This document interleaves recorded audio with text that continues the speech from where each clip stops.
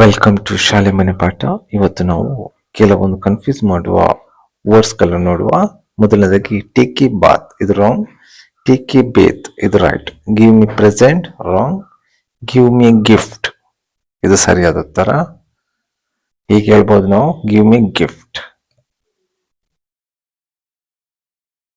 So next ಯಾವ್ದಂತ ನೋಡೋದಾದ್ರೆ, your lose your way, ಇದೆ ಈ ತರ ಅಲ್ಲ. You are losing your way. Give me some advice.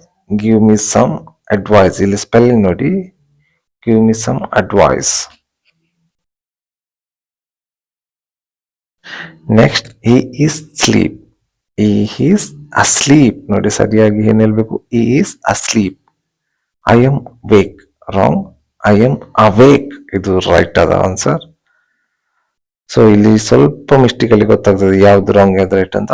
ಇದನ್ನು ಇನ್ನೊಂದ್ಸಲ ನೋಡಿ